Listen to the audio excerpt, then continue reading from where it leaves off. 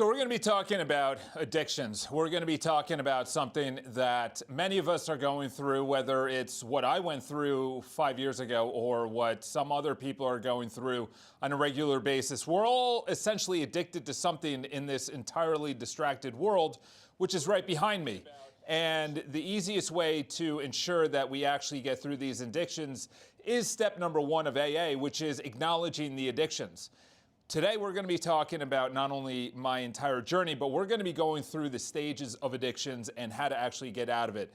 I have a nice little list of things that I've compiled over the last almost week, and it's going to be a very in-depth live discussion, to say the least. It's going to be raw, it's going to be real, it's going to be vulnerable, it's going to be things that I've never told anyone, it's going to be things that only the Lord knows, it's only the things that I've talked about in confession, obviously not everything, but a lot of things. It really starts with the first time it's done. So for me, it's going to be alcohol, and mine was I was pretty much sober all of 2019 because I was doing a lot of Ironmans, a lot of triathlons, and I wasn't drinking at all. I was in tip-top shape. My resting heart rate was in the mid-40s, high 40s. I was running really good. I was biking really good. I was swimming really good. I wasn't drinking. I wasn't going out. I wasn't doing any of the stuff that New York City tells you to do. And for me, that's crazy. I didn't stop chasing women at the time. However, I did stop the regular partying, going out and being a degenerate, to say the least. Then my father passes away unexpectedly due to things that could have been, say, prevented. We'll just say that. And I get drunk for the first time after he passes away.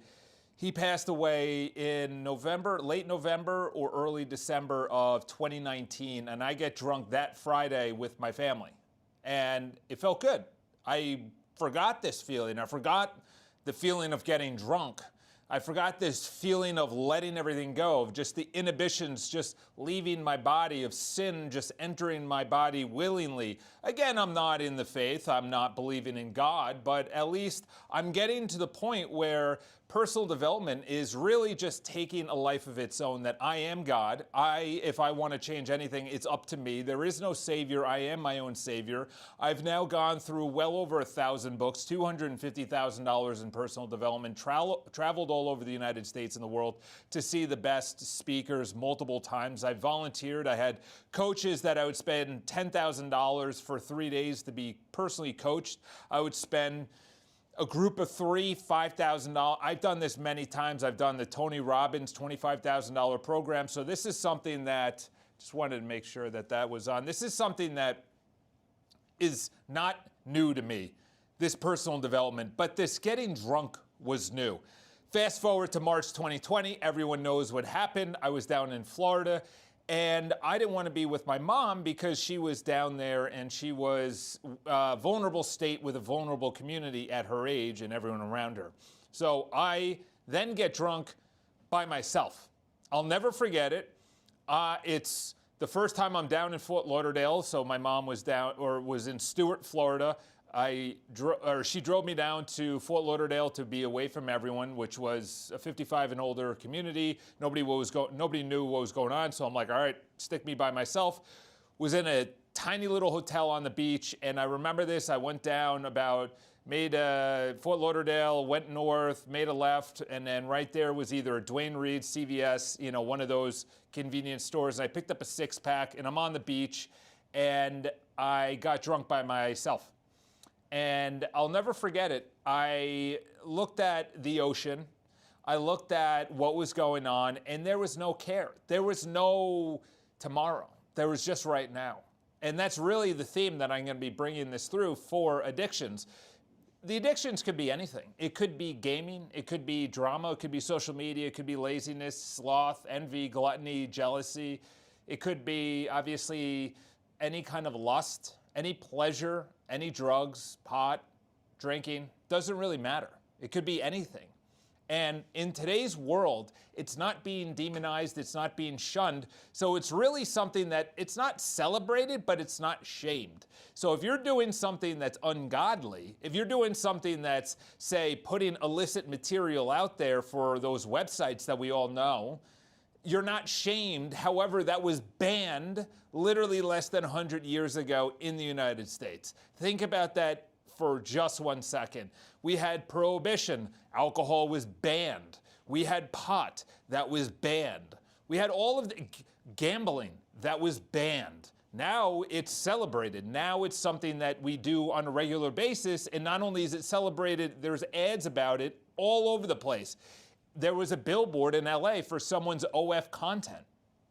Who would have thought that someone is literally putting out to the public what that is on a billboard for anyone to see?